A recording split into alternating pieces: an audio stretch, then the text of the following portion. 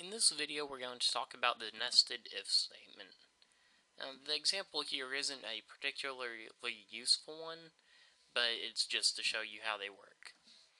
So, we're going to ask the user to put some input into this program. So, we need to import the java.util.star. And we also need to create our main method. This whole program is just going to be inside the main method. So what we're going to do is we need to create the scanner. Input equals new scanner system.in, and then we'll tell the user to enter a number. So we'll call it num, it needs to be an integer. So int num equals input.next int. Then we'll start our if statement. If num is greater than 0, we want to type, we'll tell them the number you entered is greater than 0. Alright. Then we'll put a nested if. So let's say if statement inside an if statement, so the number has to be greater than 0 to get to here. So if num, which is their input, is less than 100, we'll type in, or the system will output, but the number is less than 100.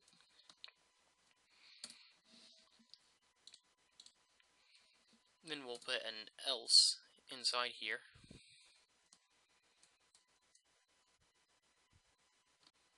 And else will tell the user to will tell the computer to type in the number is 100 or greater.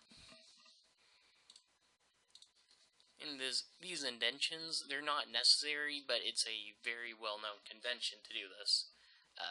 These indentions happen automatically on most integrated development environments, which is what NetBeans and Eclipse are.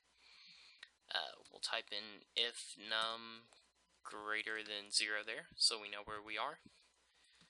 Else, and we'll type in if. You don't have to do this many, it's getting a little excessive. So if num is greater than 0, it'll be that. If we'll say num is equal to 0, we'll output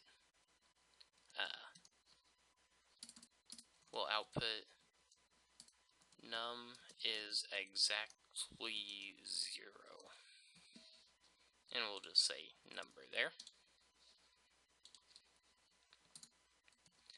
Else, this will be the last case. If it won't work with either of the other two, we are going to print the number is less than 0.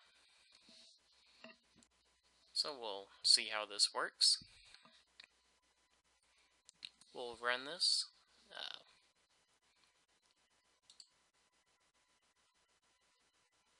Sorry, we forgot to tell the user to input a number. So we'll tell user enter a number. So we'll tell the user to input that up there. Alright, this time it should work. Enter a number. We'll go with 12. The number you entered was greater than 0, but the number is less than 100. Oh, I'm sorry, this,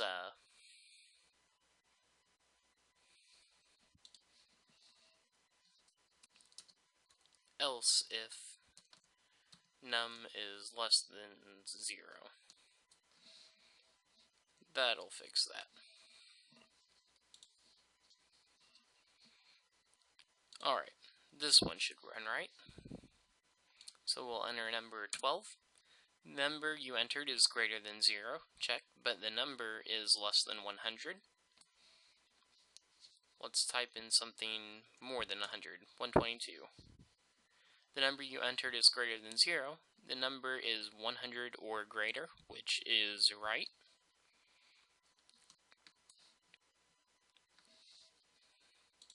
In this one, we'll just put a -2.